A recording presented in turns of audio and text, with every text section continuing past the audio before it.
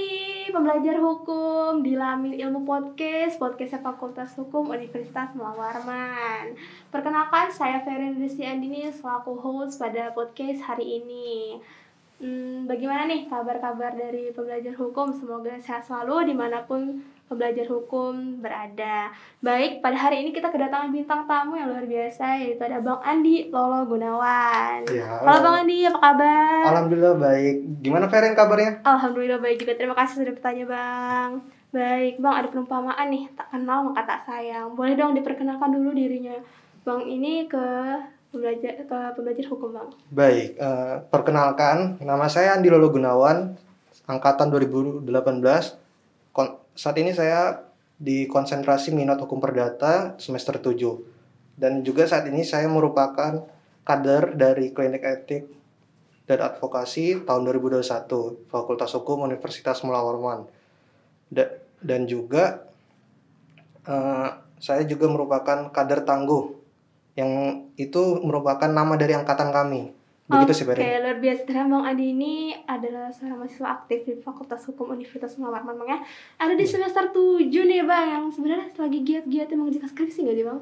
Iya, semester 7 itu masih ada mata kuliah dan juga itu semester akhir menuju semester 8 yang mana itu sudah masuk kepada tahapan skripsi. Jadi teman-teman tuh pasti lagi memikirkan mau judulnya apa gitu. Oke, luar biasa sekali ya semester 7 ini. Dan bisa kita dengar tadi Bang Andi ini adalah seorang kader tangguh dari Klinik Etik dan Advokasi 2021 ya. Mendengar dari kata kader tangguh nih Bang, kader tangguh itu apa sih maknanya Bang? Nah baik Ferin, secara filosofis kader tangguh ini menggambarkan bahwa kita sebagai kader Klinik Etik dan Advokasi 2021 ini tidak pantang menyerah, dan juga kita memiliki pendirian yang sangat kuat dan susah untuk digoyahkan.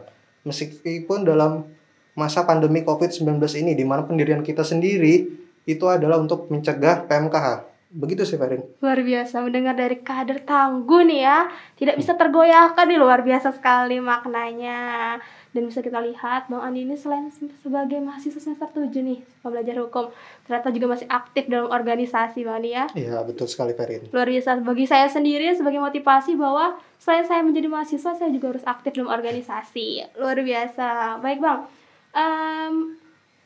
kita akan membahas terkait dengan PMKH pada hari ini Bang ya. Betul sekali. Sebelum itu nih Bang, mengingat ini adalah bulan November, kita pasti akan teringat pada Hari Pahlawan begitu ya? Iya betul. Baik, sedikit menjelaskan tentang makna Hari Pahlawan ini Bang, dan dikaitkan dengan zaman sekarang, apalagi juga bisa dikaitkan dengan PMKH gitu. Gimana pendapat Bang Andi? Oh baik, sebelumnya kita flashback kembali ya ke zaman di saat sebelum kemerdekaan Indonesia, di mana kita mengetahui bahwa para pejuang kemerdekaan itu mengangkat senjata dan berperang dalam memperjuangkan bangsa dan negara ini agar mencapai kemerdekaannya.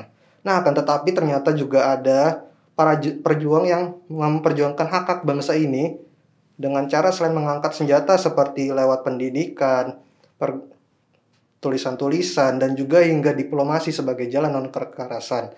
Kita bisa melihat contohnya. Yang pertama itu dari Raden Ajeng Kartini yang memperjuangkan hak-hak wanita melalui tulisannya yang karyanya kita kenal, yaitu Habis Gelap Terbitlah Terang. Nah, kemudian ada Ki Hajar Dewantara yang merupakan bapak pendidikan yang memperjuangkan hak-hak wanita, yang memperjuangkan hak-hak pendidikan bagi anak-anak agar mendapatkan pendidikan yang layak, yang pada akhirnya mendirikan Taman Siswa. Nah, kemudian juga ada Bung Tomo yang melalui pidatonya di tanggal 10 November 1945 di Surabaya itu berhasil membangkitkan semangat para pejuang untuk melawan kembali para penjajah. Nah, hendaknya di zaman sekarang itu kita bisa meniru langkah mereka dalam memperjuangkan bangsa ini, bahwa tidak selamanya cara yang dianggap memiliki jiwa kepahlawanan itu dilakukan dengan cara kekerasan. Ternyata kita juga bisa meniru jiwa kepahlawanan mereka yang melakukan perjuangan dengan tidak memakai senjata dan kekerasan. Kita bisa melakukannya dengan mengawal, mengawasi, melaporkan jika ada tindakan PMKH dan juga tidak main hakim sendiri. Nah, saat melihat ada tindakan PMKH, itu menurut saya juga sudah termasuk ke dalam jiwa kepahlawanan, Ferin. Gitu Bang ya? Betul sekali. Luar biasa. Mengingat kembali kelas balik para pahlawan nih, pembelajar hukum. ternyata kita bisa mengambil kesimpulan bahwa kita sebagai pembelajar hukum juga bisa mencontoh pahlawan-pahlawan akan perjuangannya pada zaman dahulu, Bang ya. Betul sekali. Luar biasa. Seperti tadi yang Bang dijelaskan tentang tindakan-tindakan tanpa kekerasan bisa dengan mengawal, mengawasi, dan melaporkan jika ada tindakan PMKH tersebut terjadi. Pembelajar hukum. Baik, Bang, kita dari tadi membahas tentang PMKH nih. Iya. Mungkin masih ada yang belum memahami atau belum mengetahui tentang apa sih PMKH itu, Bang. Mungkin seperti definisinya atau dasar hukum dan apa aja sih yang bisa diklasifikasikan dari macam-macam PMKH tersebut, Bang. Nah, baik, Farid. Ini saya sedikit menjelaskan apa yang teman-teman kader tangguh saya minggu kemarin sudah menjelaskan mengenai PMK itu sendiri ya. Nah, jadi PMK itu merupakan kepanjangan dari perbuatan merendahkan kehormatan dan martabat keluhuran hakim, yang mana dasar hukum dari PMK sendiri itu terdapat di Peraturan Komisi Yudisial Republik Indonesia Nomor 8 Tahun 2013 tentang advokasi hakim. Dan juga yang menjadi klasifikasi macam-macam PMK sendiri itu ialah yang pertama, misbehaving in court, yaitu berperilaku tercela atau tidak pantas di pengadilan. Yang kedua itu disobeying court orders, yaitu tidak menaati perintah-perintah di pengadilan. Dan yang ketiga ialah scandalizing the court, yaitu menyerang integritas dan impartialitas pengadilan. Yang keempat itu ialah obstructing justice, yaitu menghalangi jalannya penyelenggaraan pengadilan. Dan yang kelima itu sub judice rule, yaitu perbuatan-perbuatan penghinaan terhadap pengadilan yang dilakukan dengan cara pemberitahuan dan publikasi. Mungkin itu aja sih, Ferin. Baik, terima kasih, Bang. Jadinya saya pun dan mungkin pembelajar hukum yang lain sekarang tahu ternyata PMKH itu apa, dan bahkan ada dasar hukum dan klasifikasinya. Seperti yang tadi disebutkan Bang Andi, PMKH adalah perbuatan merendahkan kehormatan dan martabat keluhuran hakim, belajar hukum. Dan juga ternyata disebutkan ada macam-macam klasifikasinya. Tadi yang Bang Andi jelaskan ada 5. Yang pertama, misbehaving in court, ada disobeying court orders, ada scandalizing the court, ada obstructing justice, dan subjudice rules, begitu Bang ya. Betul sekali, Ferin. Luar biasa, pengetahuan baru nih kita dari Bang Andi. Oke, selanjutnya nih Bang, menjelaskan tentang PMKH nih. Apakah ada kasus yang benar-benar terjadi di Indonesia? Mungkin seperti ada kasus yang hangat-hangatnya terjadi, begitu Bang. Ya, baik.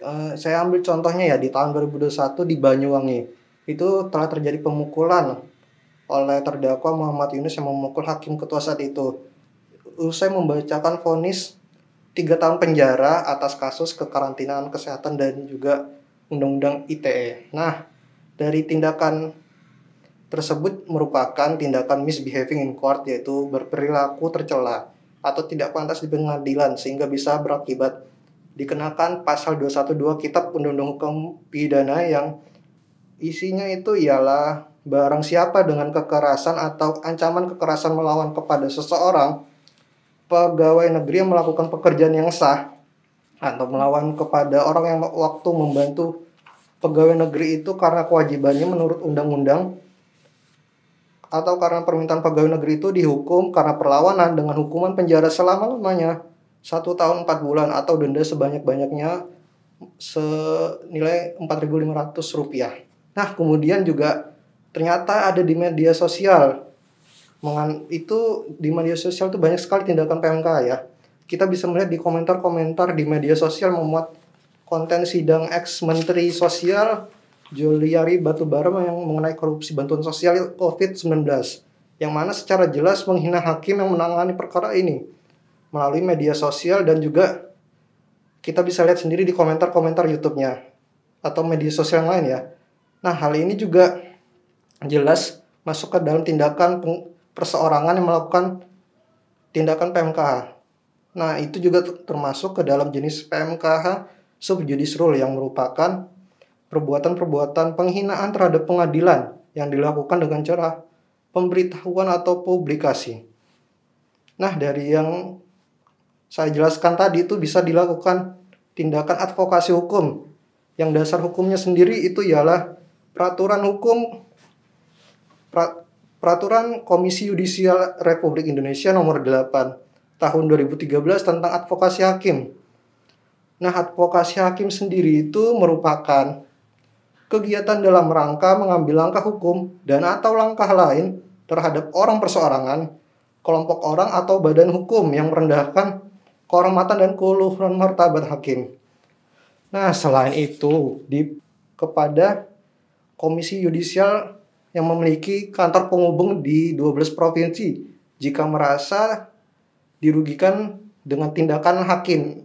Karena juga PMK sendiri itu bisa dilakukan oleh hakim. Begitu sih, Ferin. Oke, baik. Ternyata sebuah kasus dari PMK itu benar-benar terjadi di Indonesia, Bang, Betul ya. sekali, Ferin. Dan ternyata tidak hanya satu, Bang, ya. Ada Iya. beberapa yang terjadi. Luar Ya, biasa. bahkan di media sosial tadi yang saya jelaskan. Oke, jadi apabila kita melakukan sebuah tindakan di media sosial itu ternyata masuk ke dalam kategori PMK, Bang, ya? Iya, bisa. Oke, luar biasa. Jadi pembelajar hukum kita harus hati-hati dalam bertindak nih. Seperti yang dijelaskan Bang Andi tadi, bahwa bisa saja kita masuk ke dalam orang-orang yang melakukan tindak PMKH seperti itu. Dan juga Bang Andi tadi juga menjelaskan ternyata ada kantor penghubung Komisi Yudisial yang tersebar di 12 provinsi. Sobat pembelajar hukum, begitu. Baik, Bang. Menjelaskan terkait hal tersebut nih. Apa sih, Bang, tantangan untuk menghadapi PMKH apalagi di era 4.0 ini, Bang, ya, yang berbasis dengan digital? Dan bagaimana sih peran Bang Andi nih sebagai mahasiswa Fakultas Hukum dan kader tangguh dari Klinik Etik dan Advokasi 2021, Bang? Nah, baik, Ferin. Tantangan dalam menghadapi PMK sendiri itu ialah masih banyak masyarakat yang belum mengetahui bagaimana bentuk-bentuk PMKH. Itu hal ini bisa dibuktikan dengan masih banyak tindakan PMKH, baik di dalam ruangan sidang maupun di luar ruangan sidang, termasuk di media sosial. Kemudian bagaimana sih cara menghadapinya sebagai mahasiswa hukum? Itu saya sendiri dan juga tentunya saya sebagai kader dari Klinik Etik dan Advokasi 2021. Kita bisa melakukan sosialisasi maupun kampanye mengenai PMK itu sendiri, yang sudah saya dapatkan di dalam kegiatan dan juga kajian Klinik Etik dan Advokasi 2021 ini, baik secara langsung seperti di lingkungan saya sendiri maupun di media sosial, agar harapannya jangkauannya itu lebih luas. Nah, itu aja sih, Ferin. Oke, luar biasa sekali. Dan Bang, kita juga mendengar bagaimana cara kader tangguh melakukan advokasi tadi, Bang, ya. Luar biasa. Sesuai dengan namanya, benar-benar kader tangguh. Luar biasa sekali. Oke, Bang. Setelah menjelaskan banyak sekali terkait dengan PMKH masuk ke dalam kasus-kasus yang terjadi di Indonesia, apa sih pembelajaran yang bisa kita ambil terkait dengan podcast hari ini dalam menghadapi PMKH? Nah, sebelumnya saya akan menjelaskan dikit ya mengenai definisi advokasi hakim ya. Nah, advokasi hakim itu terdapat di Peraturan Komisi Yudisial nomor 8 tahun 2013 tentang advokasi hakim. Nah, kemudian apa yang kita dapat ambil dalam menghadapi PMK sendiri ya. Nah, dalam menghadapi PMK sendiri itu hendaknya kita melihat apakah suatu tindakan yang dilakukan itu termasuk ke dalam tindakan PMKH. Atau jika kita merasa bahwa ada suatu tindakan PMK itu bisa melaporkan kepada kantor penghubung Komisi Yudisial yang tersebar di 12 provinsi. Dan juga nih, saya juga mengajak kepada pembelajar hukum agar bisa menyebarkan mengenai PMKH yang telah disampaikan oleh saya dan juga teman-teman kader tangguh Klinik Etik dan Advokasi yang juga mengisi Lamin Podcast ini sebelumnya kepada lingkungan sekitar pembelajar hukum. Nah, begitu sih, Ferin. Oke, baik. Terima kasih, Bang, atas penjelasannya. Ada yang ingin Ferin tanyakan nih ke Bang Andi ya, terkait dengan kita sedikit mengenal Klinik Etik dan Advokasi 2021 nih, Bang. Dari pengalaman Bang Andi sendiri sebagai kader tangguh nih ya, pengalaman apa sih, Bang, yang didapatkan dari menjadi kader dari Klinik Etik tersebut, Bang? Nah, baik. Pengalaman apa yang saya dapatkan saat menjadi kader tangguh Klinik Etik dan Advokasi ini ya, itu banyak sekali. Seperti saya bisa mengetahui bagaimana dasar-dasar etika dan juga etika profesi dari hakim dan juga etika profesi dari yang lain yang berhubungan dengan hukum. Nah, kemudian juga saya juga bisa mengetahui apa itu PMK itu sendiri. Setelah saya bergabung dengan Klinik Etik dan Advokasi, saya bisa mengembangkan potensi saya yang bisa diakomodasi oleh Klinik Etik dan Advokasi sendiri, yang saya yakini kelak itu bisa berguna di masa yang akan datang. Nah, selain itu juga saya juga mendapat bimbingan baik dari kakak-kakak fasilitator dan juga mentor yang merupakan dosen di Fakultas Hukum Universitas Mula Warman ini, yang selalu memberi saran dan masukan di dalam setiap kegiatan kami. Nah, dan yang terakhir tuh saya juga bisa mendapatkan keluarga dan relasi baru yang tentunya saya merasa sangat beruntung sekali bisa menjadi kader tangguh Klinik Etik dan Advokasi 2021. Nah, setelah saya menjelaskan apa saja sih benefit atau manfaat yang saya dapatkan, tentunya saya juga mengajak kepada pembelajar hukum nih, khususnya mahasiswa Fakultas Hukum Universitas Mula Warman untuk bergabung di Klinik Etik dan Advokasi Fakultas Hukum Universitas Mula Warman di periode selanjutnya. Begitu, Severin. Oke, luar biasa sekali. Ternyata teman-teman mengikuti organisasi saat kita kuliah itu luar biasa, Bang ya. Iya, betul sekali. Manfaatnya banyak sekali, apalagi itu dijelaskan salah satunya adalah Klinik Etik dan Advokasi 2021 begitu. Oke, Bang. Karena tadi sudah mengajak nih untuk belajar hukum mengenal lebih dekat terkait dengan klinik etik dan juga mengajak untuk menjadi kader tangguh juga di periode selanjutnya. Bang, gimana sih? Kasih tahu dong tentang media sosialnya, siapa tahu pembelajar hukum ingin tahu lebih lanjut tentang berita terupdate-nya atau karya-karya dari kader tangguh itu sendiri, Bang. Nah, baik, kepada pembelajar hukum, jangan lupa ya untuk melihat karya-karya dari teman-teman kader tangguh Klinik Etik dan Advokasi yang bisa dilihat di Instagram @keaunmul yang memuat buku saku, video layanan masyarakat, opini dan juga flyer mengenai PMK, dan juga ternyata nih opini dari kader tangguh Klinik Etik dan Advokasi ini juga termuat di dalam media sosial seperti di Kaltimpos dan juga Tribun Kaltara. Nah, kemudian juga teman-teman kader tangguh Klinik Etik dan Advokasi ini juga hadir di Lamin Ilmu Podcast di YouTube Law Fakulty Mula Warman University. Begitu, Severin. Luar biasa sekali kader tangguh ini, aktif sekali, Bang ya, dalam betul sekali. edukasi masyarakat terkait dengan PMKH gitu juga ya. Iya. Baik, pembelajar hukum, ayo dicek langsung media sosialnya untuk mendapatkan update terbaru dan melihat karya-karya dari kader tangguh. Jangan lupa ada di Lamin Ilmu Podcast Law Fakulty Mula Warman University, dan juga ada di Instagram @unmul. Jangan lupa untuk dicek ya, belajar hukum. Oke, baik. Setelah kita mengenal juga terkait dengan PMKH dan mendapatkan pengetahuan baru nih, dan juga kita mengenal lebih dekat terkait dengan klinik etik dan advokasi dari kader tangguh ya, sekaligus ya secara langsung, Bang ya. Baik, begitu pembahasan dan diskusi kita pada hari ini bersama Bang Andi. Ada lagi, Bang, yang mau ditambahkan? Nah, sebelumnya kan tadi saya sudah menjelaskan pengalaman saya. Mungkin Ferin bisa menjelaskan pengalamannya sih bagaimana di saat di klinik etik, karena Ferin juga sebagai kader tangguh kan? Iya, terima kasih pertanyaan, Bang. Oke, jadi untuk saya pribadi nih, benar-benar diajarkan dan membangun menjadi kepribadian yang lebih baik di situ, Bang ya. Bagaimana cara kita diberi pengalaman, bagaimana cara kita menghadapi dunia perkuliahan dan juga untuk mempersiapkan diri di dunia pekerjaan nanti secara langsung gitu, Bang ya. Pun saya juga mendapatkan rasa kekeluargaan dari kader tangguh, dari mentor dan juga dari fasilitator, Bang. Rasa kekeluargaan itu sangat besar sekali, dan bagaimana pun juga kita bisa menjadi kepribadian yang lebih baik dan kita memahami terkait dengan hal-hal yang berbau dengan hukum gitu, Bang. Jadi pembelajar hukum jangan lupa untuk kembali dicek media sosial dari Klinik Etik Advokasi, begitu, Bang ya. Oke. Baik, begitulah diskusi kita pada hari ini terkait dengan PMKH dan mengenal lebih dekat lagi terkait dengan Klinik Etik dan Advokasi 2021. Terima kasih kepada Bang Andi atas waktunya. Saya juga terima kasih.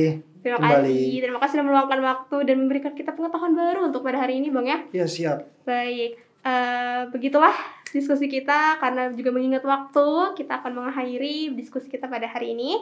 Saya Ferin Andini selaku host pada podcast hari ini, dan bintang tamu kita Bang Andi Lolo Gunawan pamit undur diri. Sampai ketemu di episode-episode selanjutnya Lamin Ilmu Podcast, podcastnya Fakultas Hukum Universitas Mula Warman. Sampai jumpa. Makasih, Bang Andi. Ya, sama-sama, Ferin. Yeah.